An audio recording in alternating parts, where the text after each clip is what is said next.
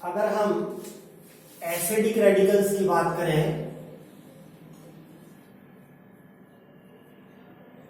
as far as CBSE part is concerned,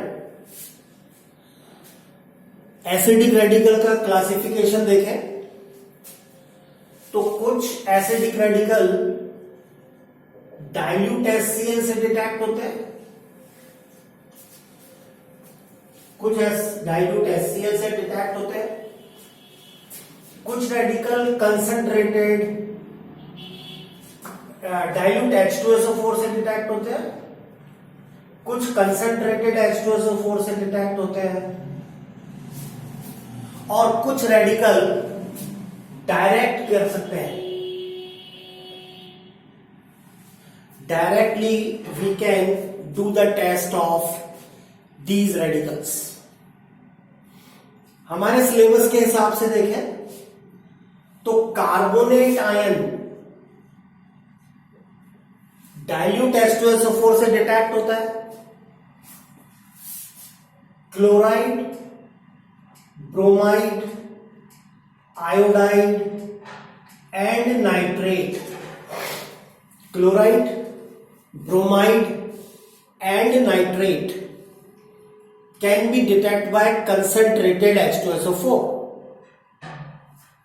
and sulfate and phosphate. Sulfate and phosphate can be detected directly. Directly we can detect them. Directly हम find out कर सकते हैं। जो भी salt हमको given होगा naturally उसमें एक कैटायन होगा और एक एनायन होगा। कैटायन का क्लासिफिकेशन हमने पहले देखा, रेडिकल्स का क्लासिफिकेशन में जो कैटायन रहे, बेसिक रेडिकल रहे, उनका क्लासिफिकेशन हमने पिछली बार वाले क्लास में देखा। आज हम एसिडिक रेडिकल की बात कर रहे हैं। डाइल्यूट H2SO4 की हेल्प से हम कार्बोनेट को डिटेक्ट कर सकते हैं, कंसंट्रेटेड H2SO4 की हेल्प से हम क्लोराइड, ब्रोमाइड, आयोडाइड और नाइट्रेट को कंफर्म कर सकते हैं, जबकि sulphate and phosphate can be detect directly. In any salt analysis हमको अननोन कैटायन और अननोन एनायन मिला होता है। हम सीरियल वाइज उनको टेस्ट करने की कोशिश करते हैं। फॉर एग्जाम्पल, हमको एक सॉल्ट मिला, हमने टेस्ट ट्यूब में सॉल्ट लिया, इस टेस्ट ट्यूब में हमने थोड़ा सा सॉल्ट लिया और डाइल्यूट H2SO4 ऐड किया। अगर कोई रिएक्शन हो रही है इसका मतलब उसमें कार्बोनेट होने की प्रोबेबिलिटी है। अगर कोई भी रिएक्शन नहीं हो रही है तो हम एक दूसरी टेस्ट ट्यूब लेंगे, फिर उसमें थोड़ा सा हम सॉल्ट लेंगे और कंसंट्रेटेड HNO3 H2SO4 ऐड करेंगे। Concentrated H2SO4 we will add। अगर कोई रिएक्शन ऑब्जर्व होती है, this is the point of observation my dear students, जिसकी ऑब्जर्वेशन अच्छी है वो बहुत इजीली सॉल्ट का एनालिसिस कर पाता है।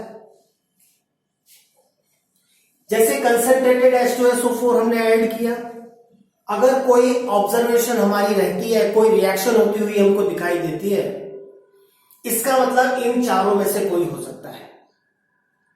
जैसे फॉर एग्जांपल, अगर क्लोराइड हुआ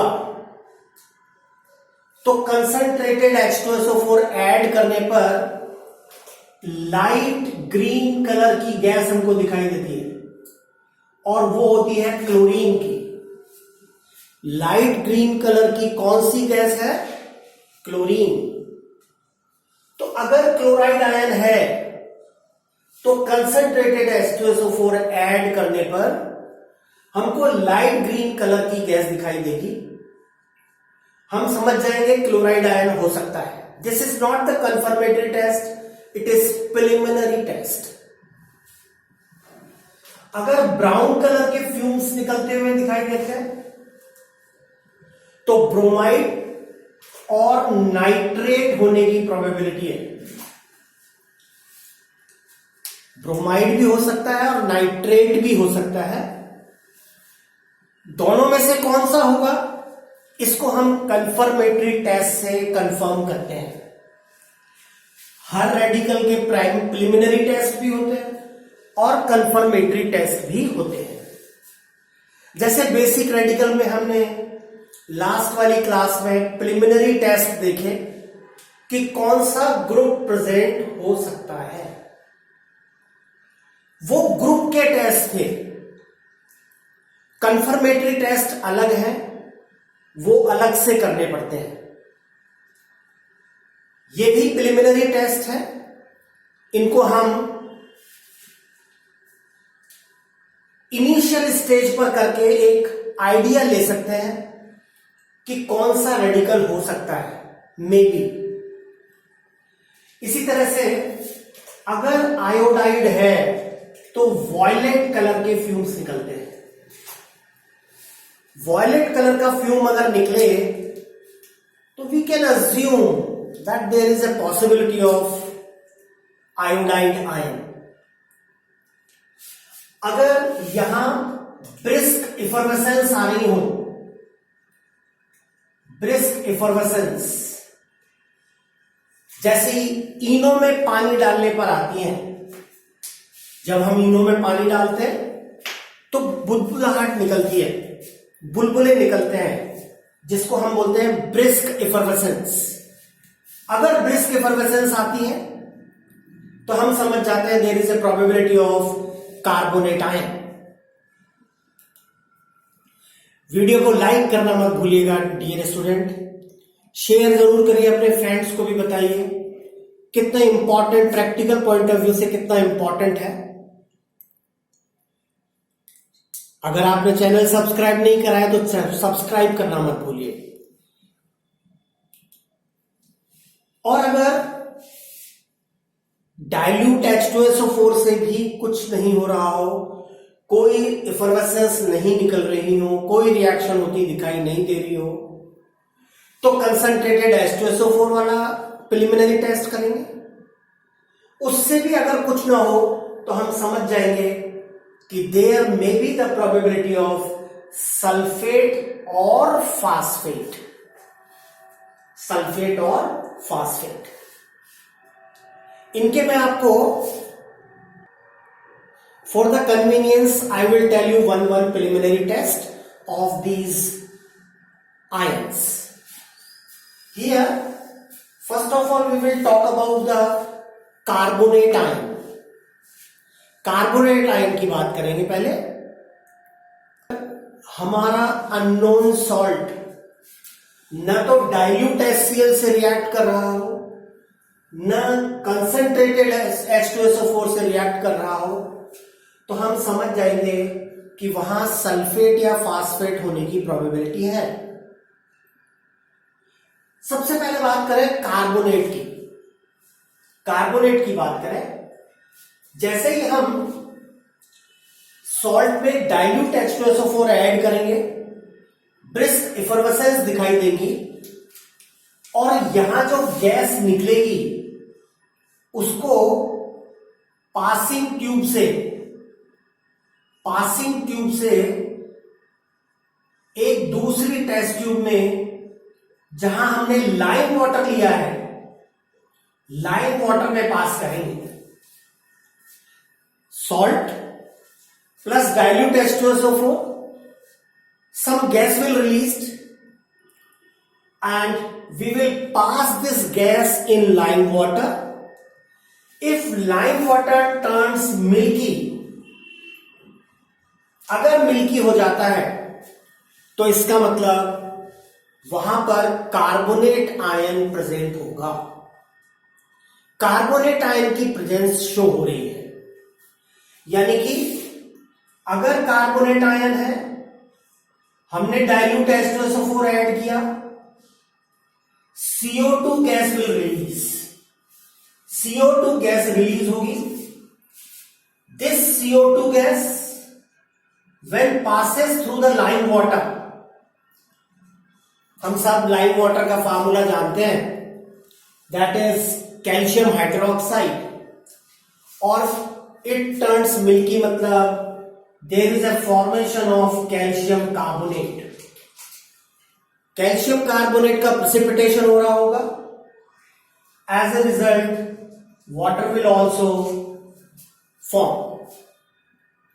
अगर CO2 गैस को काफी देर तक पास किया जाए इसी टेस्ट ट्यूब में, सेम टेस्ट ट्यूब में अगर ज्यादा देर तक पास किया जाएगा, then we will observe milky जो हुआ था, ये जो लाइम वाटर मिल्की हो गया था, वो दोबारा से कलरलेस हो जाएगा, ट्रांसपेरेंट हो जाएगा, due to formation of calcium bicarbonate which is soluble in water. क्योंकि कैल्शियम बाइकार्बोनेट वाटर में सॉल्युबल है, इसलिए यहां पर मिल्कीनेस हट जाएगी और वापस सॉल्यूशन ट्रांसपेरेंट हो जाएगा। This is the chemistry of carbonate ion. हमने क्या किया, सॉल्ट लिया टेस्ट ट्यूब में, डाइल्यूट H2SO4 ऐड किया, brisk effervescence we will observe due to the formation of CO2 gas, और CO2 गैस को जब लाइम वाटर में ट्रीट करेंगे, लाइम वाटर में पास करेंगे, कैल्शियम कार्बोनेट बनने की वजह से वो मिल्की हो जाएगा। और अगर ज्यादा समय तक हमने CO2 गैस पास की तो वो कैल्शियम बाइकार्बोनेट बनने की वजह से मिसिबल हो जाएगा, सॉल्युबल हो जाएगा calcium carbonate. As a result transparent solution we will obtain.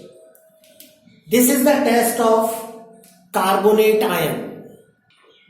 Now we will talk about the chloride, bromide and iodide ion. Chloride, bromide और iodide ion की बात करेंगे।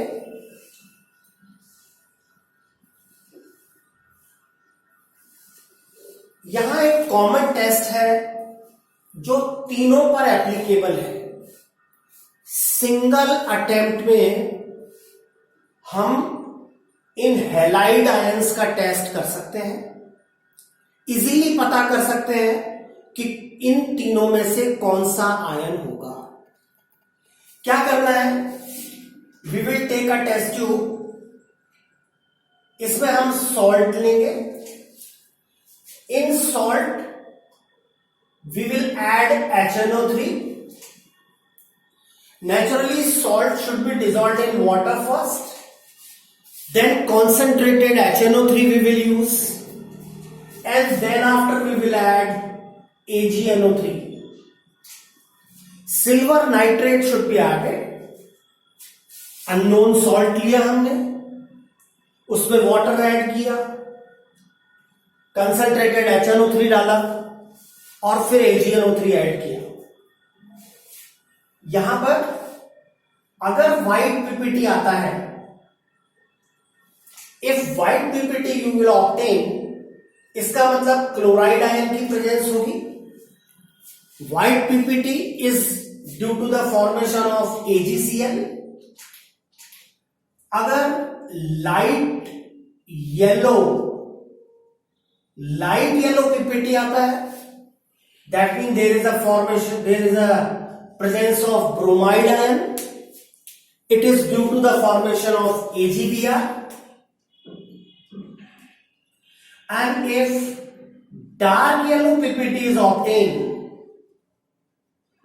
then it is due to the presence of iodide ion, and it is due to the formation of AgI. AgCl, AgBr and AgI may form, mind it, इन तीनों में से एक ही salt में होगा।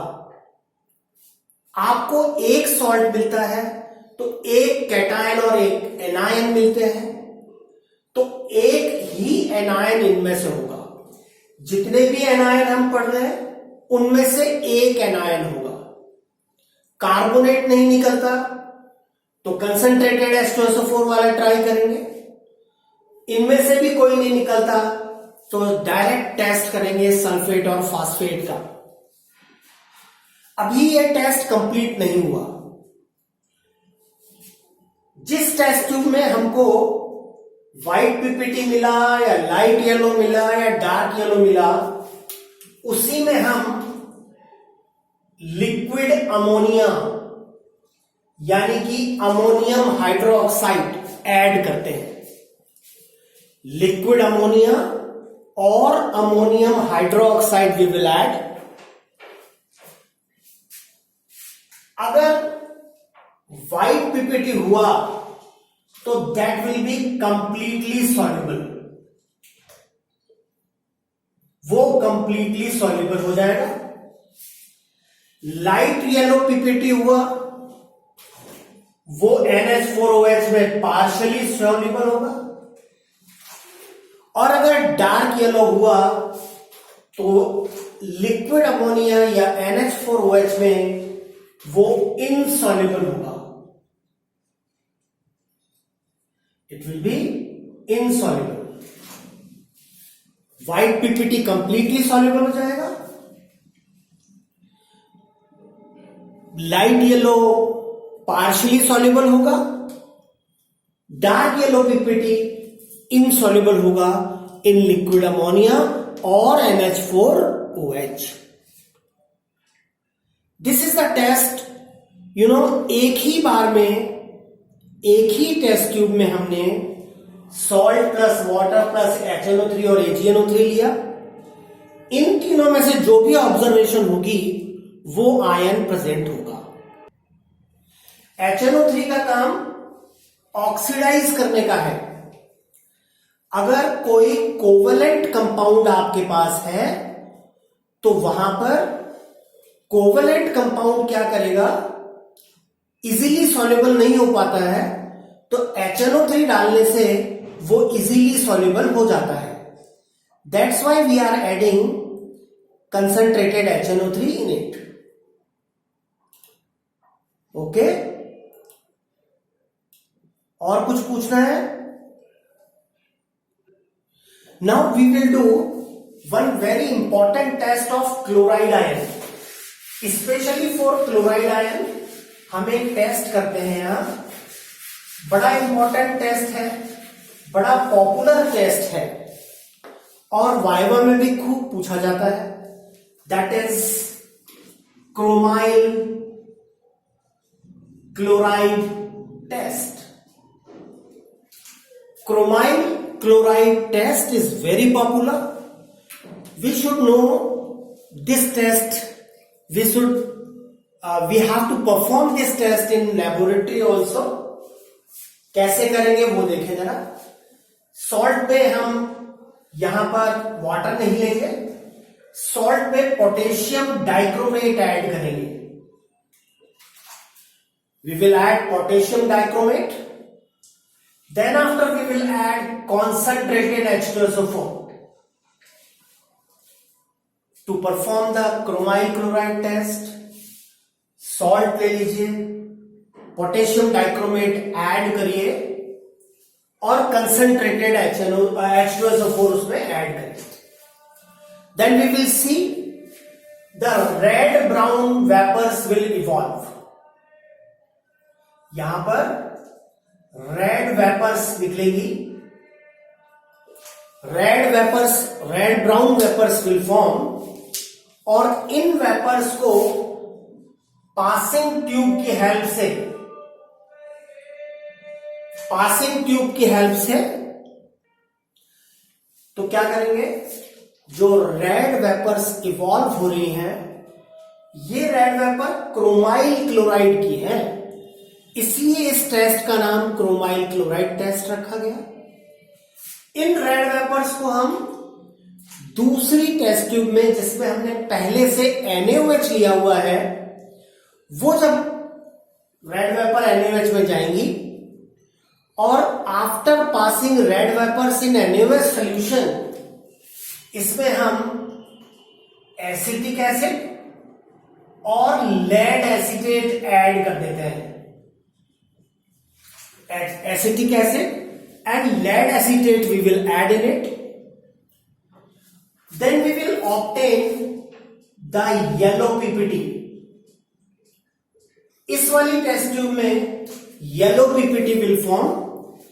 The formation of this yellow PPT suggests us that chloride ion is confirmed. पहले हमने AgNO3 वाला टेस्ट करना है.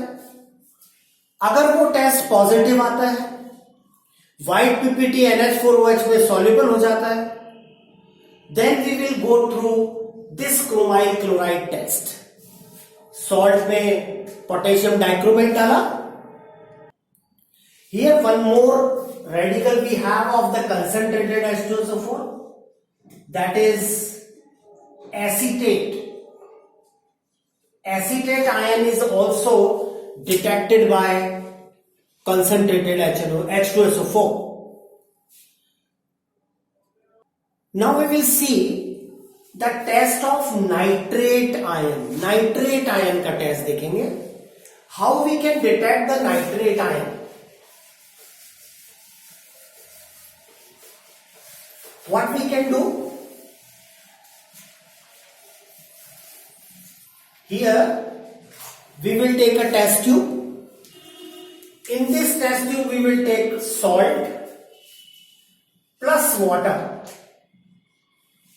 Salt और water यूज करेंगे. Then after freshly prepared FeSO4 solution we will add. अगर आपने फ्रेशली प्रिपेयर नहीं लिया, पुराना FeSO4 ले लिया है, FeSO4 का सॉल्यूशन यूज किया, तो पॉसिबिलिटी है कि Fe+2 आयन की जगह पर Fe+3 आयन हो जाएंगे. क्योंकि Fe+2 जब ऑक्सीडाइज होगा तो Fe+3 बना लेगा. हमारी रिक्वायरमेंट Fe+2 आयन है, इसलिए हम फ्रेशली प्रिपेयर्ड FeSO4 लेते हैं. इसके बाद concentrated H2SO4 we will add with the wall of the test tube. ध्यान से सुनेंगे.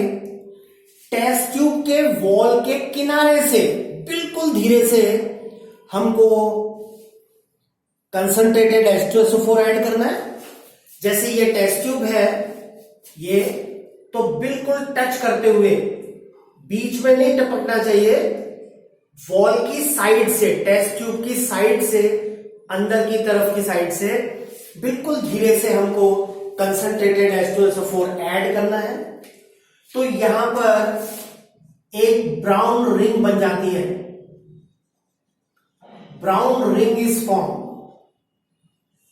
इसीलिए हम इस टेस्ट को ब्राउन रिंग टेस्ट कहते हैं. ये टेस्ट, यस, ये टेस्ट ब्रोमाइड आयन नहीं देगा. इनिशियल में हमारी ये प्रॉब्लम थी कि हम ब्रोमाइड और नाइट्रेट पे कैसे डिस्टिंग्विश करेंगे. तो ब्रोमाइड के लिए तो AgNO3 टेस्ट होगा, टेल येलो पीपीटी आएगा, जो कि NH4OH में पार्शियली सॉल्युबल होगा. But for nitrate ion we can do brown ring test. We have to do brown ring test. यहां पर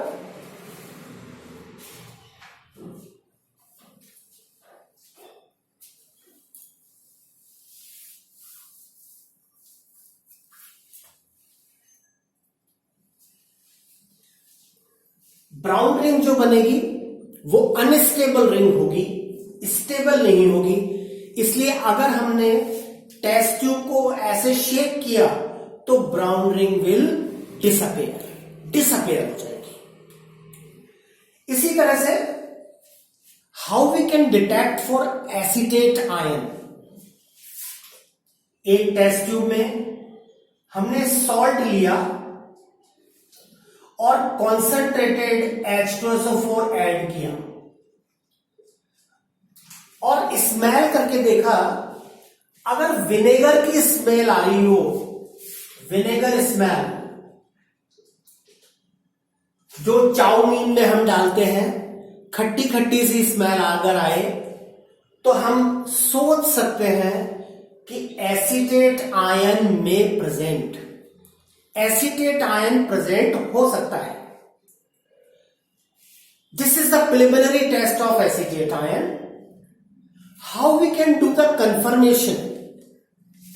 कंफर्मेशन हमने थ्योरी में भी पढ़ी है, हमने एस्ट्रिफिकेशन प्रोसेस पढ़ा है। इन एस्ट्रिफिकेशन व्हाट हैपेंस, एक टेस्ट ट्यूब में सॉल्ट लेंगे, कंसंट्रेटेड H2SO4 ऐड किया, then after we will add ethanol in it.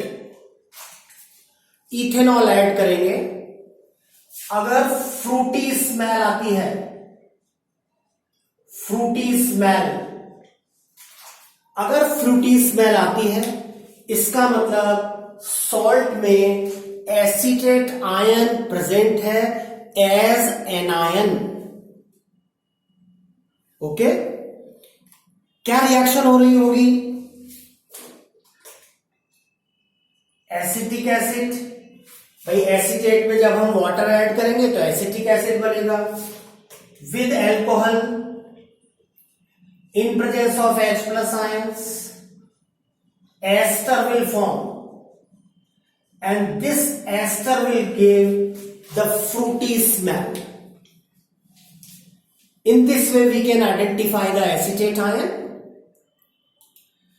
तो माय डियर स्टूडेंट, आज हमने कार्बोनेट आयन का टेस्ट देखा, क्लोराइड, ब्रोमाइड, आयोडाइड, नाइट्रेट और एसीटेट आयन का टेस्ट देखा।